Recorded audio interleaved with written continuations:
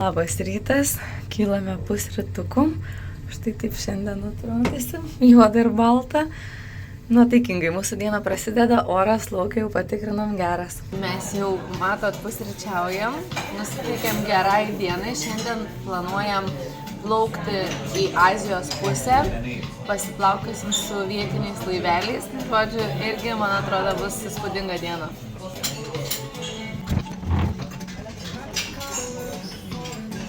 Šitoj terasai valgyti neleido, bet kavos, sako, be problemų galite atsigerti.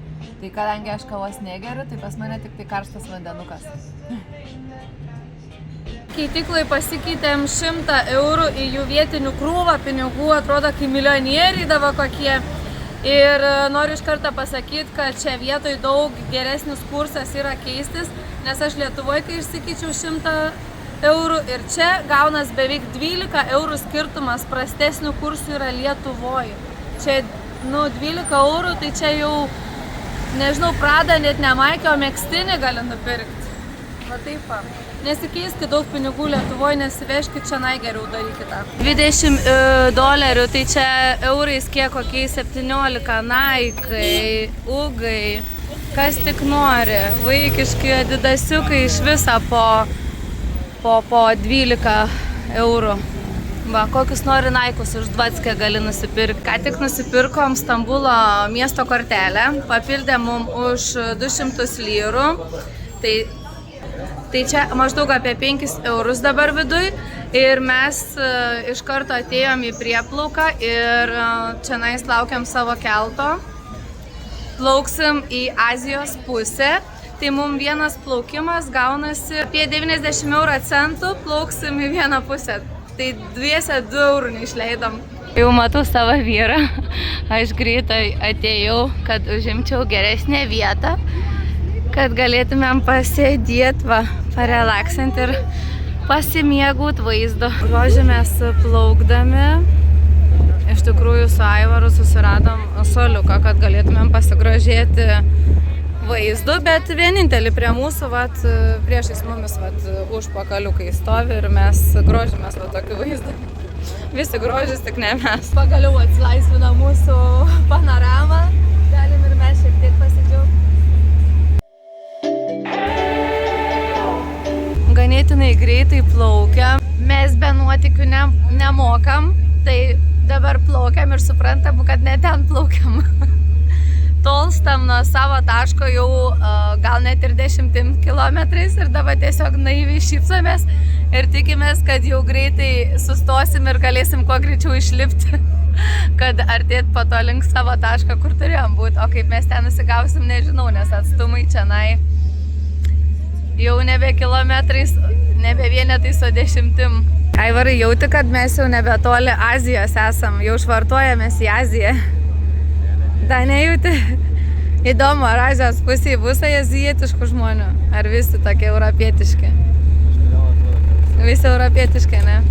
Pasirodo, mums ir autobusas pravažiavo, tai šiandien mums su transportu ryškiai nesiseka. Tai nusprendėm nebelaukti valandą stotelį atsisėdę, o einam pėstute tą valandą. To taško nebeaplankysim, einam į kitą, nesvarbu, bet žodžiu, einam čia kažkaip vietiniais kvartalais, jaučiu, kad mes čia pro kokią polikliniką dabar kulniuojam. Iš ligoninės teritorijos išėjom, dar žinoma, net ir tualetu pasinaudojau vietinio, nebūčiau aš, o dabar einam irgi va čia tokių jų gyvenamų gal kvartalų. Išėjom ką tik iš ligoninės teritorijos. Ir dabar einam čia tokiu kaip ir pramoniniu kvartalu ir artėjom link pakrantės, tas, kas mus ir domina. Dabar ir pasėdėsim, ir pasigražėsim, nes mes neturim tiek daug laiko, kad galėtumėm nuplaukti į tą bokštą pažiūrėti, bet va čia iš pakrantės labai fainai. Savo pirmą tašką jau pasiekėme, dabar sėdim ant molo, ilsimės ir žiūrim, kur toliau keliausime. Aišku, pėstute vaikščiojimas vargina ir 10 km per dieną nenueisi, bet va tie vaizdai, ta pakrantė, tai atperka visą tokį vargelį. Instagrame prisižiūrėjau visokių reelsų, ką turim būtinai Stambule pamatyti, paragauti, tai mes ir vadovaujamės nuorodom ir dabar ragausim sumažintą kokosą, bet iš tikrųjų Čia yra su mango įdaru, visko daugiau mango, o pas Aivarą yra citrininis, su 4 citrininiais ingredientais. Tai labai įdomu, kaip čia viskas susidaro. Tai atrodo įspūdingai, kaip su tokie tikri vaisiai. Nu, kas atsiveria? Citrinytė. Skaniai atrodo. O mano vat jau irgi prakastas. Čia nais ir biskvitas matosi, tas paviršius tai tikrai kokosinis. Aš latė kavytė, Aivaras juoda kaip visada. Susikaupęs. Nu, ragauk, laukiam pirmo tavo įspūdžio. Mano įspūdis buvo Instagramo storiuose, tai galit susirasti mane Instagrame Brigapo, jeigu nežinot, ir pažiūrėti, kaip aš ragavau. Jo. Koks skonis, ką jauti? Daug citrinos. O rūgštų ar saldų labiau? Kada buvo toks rūgštum, daugiau saldums ateina. Ne, nu ir mane sudomina ir aš norėsiu paragauti. Tai esam va čia šitoj vat kavinutėj, tai mes laukia, nes terasai labai daug žmonių ir nebuvo prie krašto, kur atsisėsti, mes tiesiog ant gatvės vat ragaujam. Vienas iš svarbiausių dalykų yra kaina. Viena tokia pyragaičio kaina šitoj gatvėje vyrauja nuo 7 iki 8 eurų už vieną pyragaitę. Daug rūgštumo. Bet nėra blogai C vitaminas. Bet čia jaučiu va šitą uogienė yra rūgštė. O tas baltas ne. Iš vidaus va tas nerūgštus. Bet verta, paragauti labai įdomu iš tikrųjų. Negaila ten tų 8 eurų.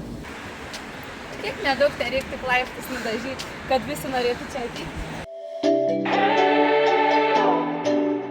Tokia atrodė paprasta gatvelė, o kiek žmonių matot už mano nugaros, o iš tikrųjų tą pusę pasisukus, pažiūrėkit, koks čia peizažas. Čia gražu. Čia gaunas, kad Stambulas iš viršaus ir Aivarai parodė, kur mes gyvenam, ar prizuminsi mūsų mečetės pagrindinės. Na čia už to keltą. Jau truputį pasifotkinom, bet einam, nežinau, ar matos dar tie laiptai ar ne. Bet už mūsų nugaros visas Stambulas. Stambulas susidaro iš kelių miesto dalių, netgi Azijoje ir Europoje. Tai mes dabar vaikštam Azijoje, o gyvenam Europoje.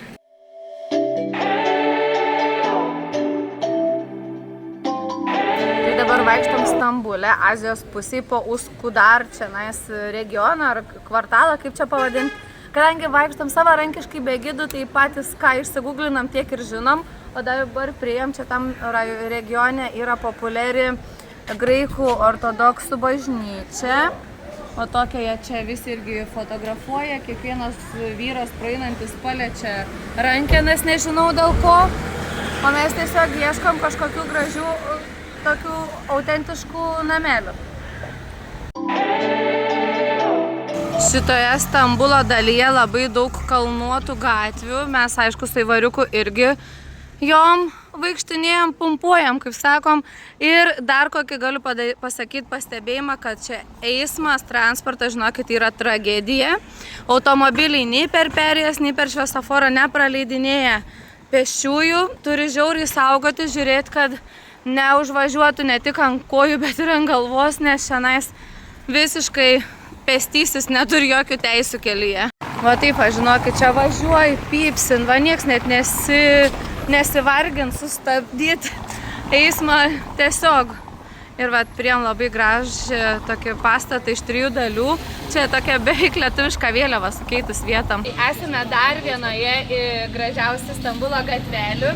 Iš tikrųjų, aš prisižiūrėjau Instagrame, visokių patarimų tik tokia, ką reikėtų aplankyti ir tikrai nesigailiu, kad tiek visko prisižymėjau. Nes matot, iš tikrųjų, koks gražus yra Stambulas, tik tai reikia nepatingėti pasivaikščioti, nuvažiuoti iš vienos vietos į kitą. Ir va, tokių autentiškų vietų galima pamatyti. Matot, kokie gražus šitie nameliai. Čia ta gatvelė ant gatvelės, čia jų nežinau, begalybė. Mes dabar judam link pakrantės. Kitą objektą esam nusimatę surasti. Ir ką dar norim pastebėti, kad Azijos pusėje yra viskas daug pigiau, labai mažai tokių europietiškų turistų jų vietinių labiau negu tokių šviesių, kaip mes su Aivaru, čia jaučiamės labai išsiskiriam iš karto. Ar galiu pridurti ir tai, kad praktiškai nėra jokių turgelių. visi turgus ten, kur mes gyvenam. Mūsų šiandienos tikslas einam va ten kažkur, ten tokią gražią vietelę nužiūrėjus. Ir po to mes turim per tą tiltą persikelti arba perplaukti su keltu ir va atsidurti prie tos mečetės. Vat neseniai turėtų įspūdingai atrodyti, kaip sakant, ant vandens, ant jūros kranto.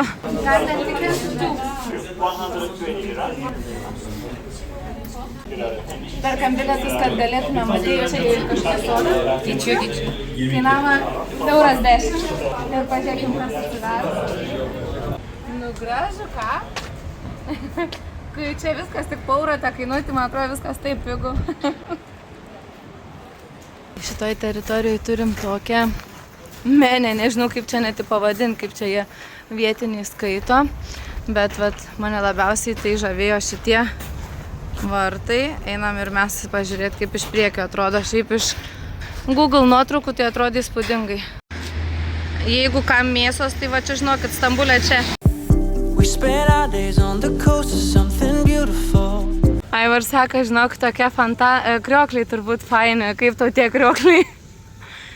Čia va, dėl tų krioklių mes lipam belenkiek. Nu, kaip prizūmino, atrodo, kad čia belenkoks krioklins. O kiek mes čia laiptų laiptelių varėm.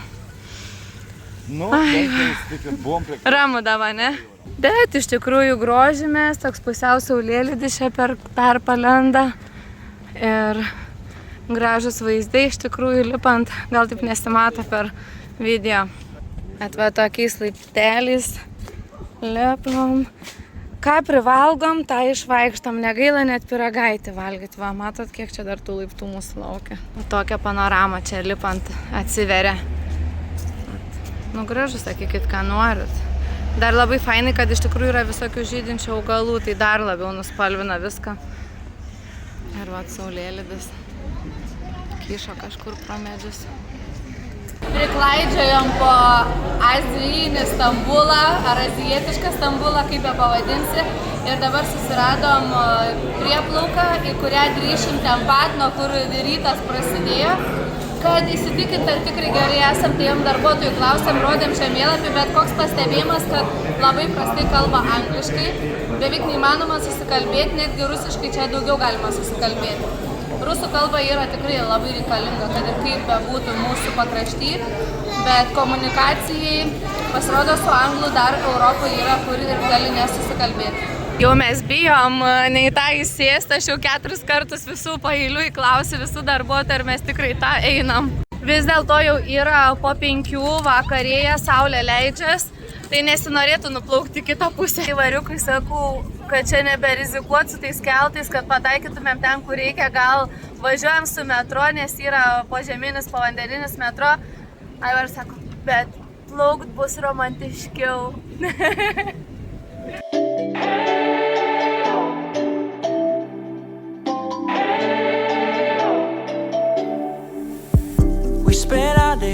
Toks tas romantiškas vaizdelis, dėl kurio Aivaras sakė, plaukiam. Nu tikrai labai mielai atrodo, ta saulė leidžias. Pataikėm, iš tikrųjų plavinėjom čia nais po Azijos pusę ir laiku ir vietoj atsidūrėm. We spent our days on the coast of something beautiful. We got pulled into the tide of something real. Nuotykiai mūsų tęsiasi. Mūsų keltas atplaukė dar į kitą pusę. Dar liko keletą žmonių, tai yra tikimybė, kad dar jisai plauks iki ten, kur mums iš tikrųjų reikia, bet mes nusprendėme ekstremo patirti, išlipam iš kelto ir einam toliau nuotykių ieškoti. Nepamiegot atvažiavom. Sivadina, atvykom į populiariausią turistinę gatvę ir mes atvykom dėl šito bokšto, kaip ir visi, nors aš juokauju, kad mes panašų bokštą Rygoj turim. Tai žmonių čia yra milijonas, kas mumis žiauriai erzina ir mums čia nieks ir nebegražu ir mes čia nieko nebenorim nei paragauti, nes čia nais pertekliniai, visi žmonės jaučiu čia susirinkę dabar. Ta žmonių masė mumis žiauriai erzina ir mes norim iš čia kuo greičiau eiti lauką. Mes net nepasimėgavom nei to bokštų, nei desertais toj gatvėj siūlomais, nežinau, gal grįšim vėliau. Arba rytoj ryte gal bus mažesnis eismas, nes dabar tai čia yra tragedija. Prisižiūrėjau rekomendacijų, kad būtinai čia turim ateit paragauti fish wrap kebab. Ir dabar laukiam eiliai, nes pažiūrėkit, pilna vietos užimta, nėra vietų ir šiaip ten labai fainai dar galima atsisėsti, kad saulėlydis matytos. Bet vargu ar tą vietą gausim, bet svarbu paragausim. Labai įdomus tas žuvies kebabas, iš tikrųjų dar pirmą kartą tokį valgom. Ir Aivaras nusprendė, kad jam panašiausias skonis yra teftelius. Jeigu žinot, kas yra tefteliai ir esat valgę, tai žinokit, čia bendras skonio receptoriam, va toks įskonis. Kol pavalgiam, štai kokį vaizdą sulaukiam prieplaukoj, tas naktinis vaizdas, sakykit, ką norit, irgi turi žiauriai savo tokią žavesį. Štai taip atrodo mūsų fish frap. Tokią žuvytę dedam, salatyčių ir va, taip ant žarijų kepamas kebabiukas. Tie žvejai prižvejoja, o po to žuvies kebabus daro. Va, kodėl čia einais. Žvejyba tikriausiai vyksta, aišku. Gal ir ne čia ta žuvis naudoja, bet gyvenimėlis tai čia verda ir dieną, ir naktį.